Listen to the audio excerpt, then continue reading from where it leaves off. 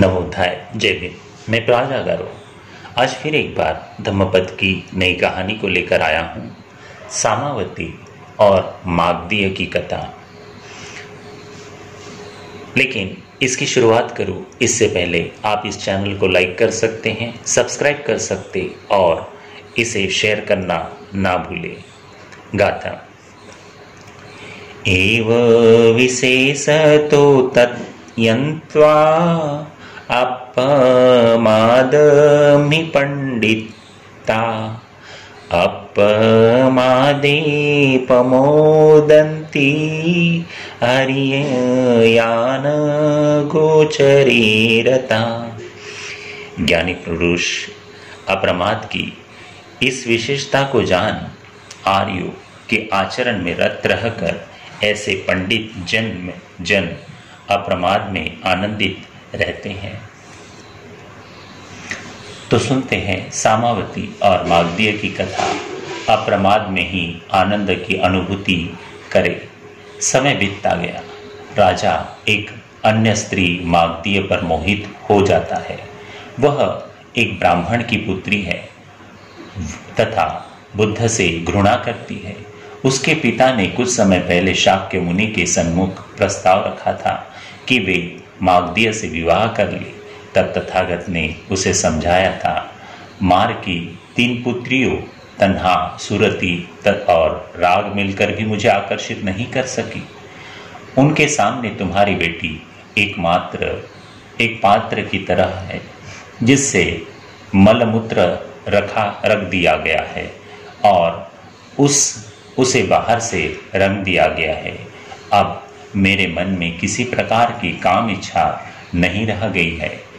ऐसा सुनकर ब्राह्मण और उसकी पत्नी के अंदर का प्रकाश जाग उठता है। दोनों प्रवज्ञा ग्रहण कर बुद्ध के शिष्य बन जाते हैं। अपनी पुत्री को उनके चाचा चुल्ल मागधीय को सौंपकर दोनों बुद्ध संघ में सम्मिलित हो जाते हैं।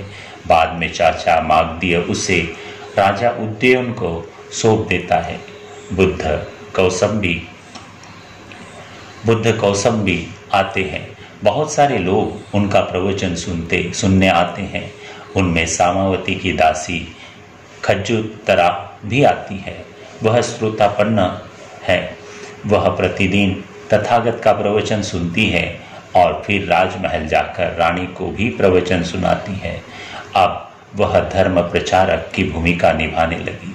खज्जुतरा से धर्म प्रवचन सुनकर सामावती और उसकी दासियों की भी प्रबल इच्छा है कि वे बुद्ध को एक दिन राजमहल में आमंत्रित करें।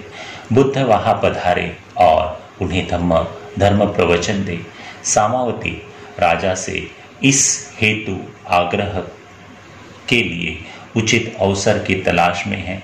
इस बीच उसने महल में एक झरोखा बनवा लिया और उस झरोखे से वह उसकी दासियां बुद्ध के दर्शन करने लगी।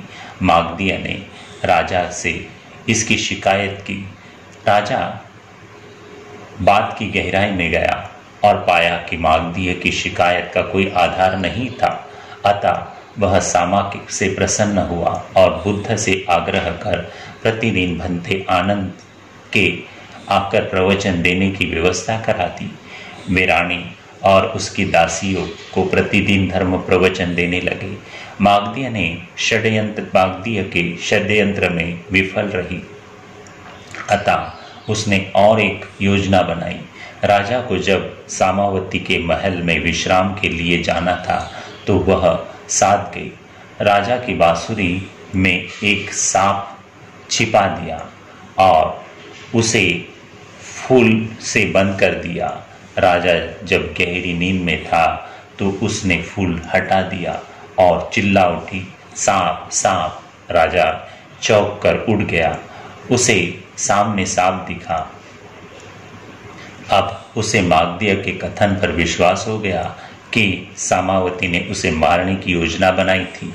उसने सामा और उसकी दासियों को एक पंक्ति में खड़ा कर दिया और मारने के उद्देश्य से उन पर तीर चला दिया। यद्यपि राजा बहुत ही धुरंधर तीरंदाज था, पर इस बार उसके तीर का उन स्त्रियों पर कोई असर नहीं हुआ, उसका वार विफल हो गया। साधु साधु साधु।